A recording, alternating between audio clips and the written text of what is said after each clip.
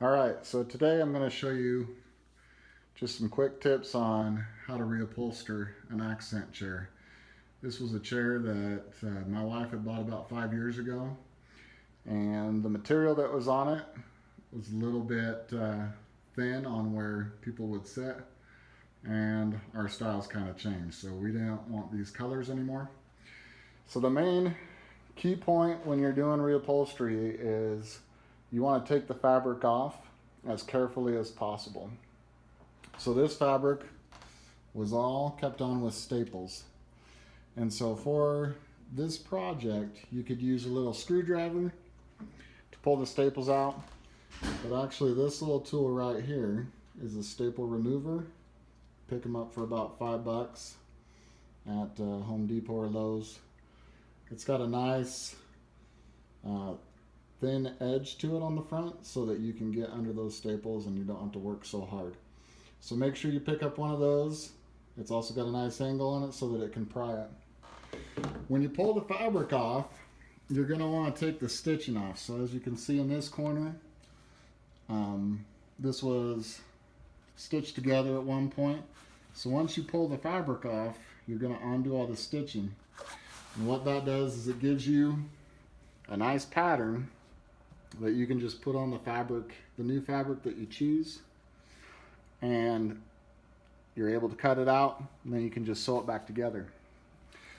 On the back of this, the same thing. It actually had a couple of buttons, and there's these button makers that you can get from any craft store.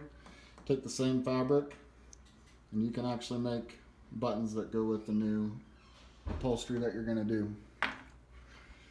So on this backing, when I took it apart, there were different pieces. Again, just keep them in one piece so that you can cut them appropriately and then sew them together. The other important thing is when you're putting this back together, I'll spin this around,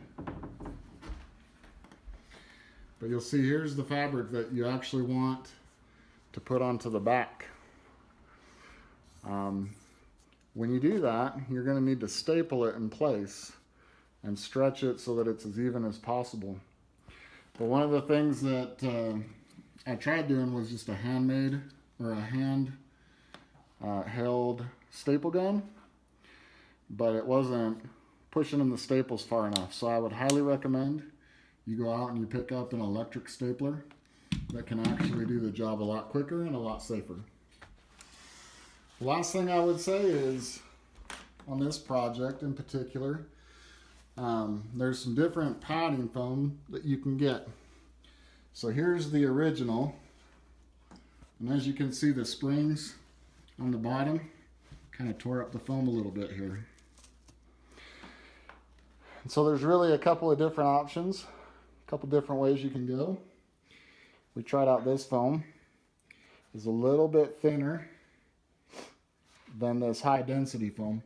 But the problem with this one is that after a few uses, you can really start to tell that it's been sat in a lot and it's not as sturdy. And this is kind of the same type of foam. And so we decided to go with a high density foam. And on that, we just covered this, the springs that were in here, and then just wrap the fabric around it, and it makes a nice cushion for people to sit on. And that's it.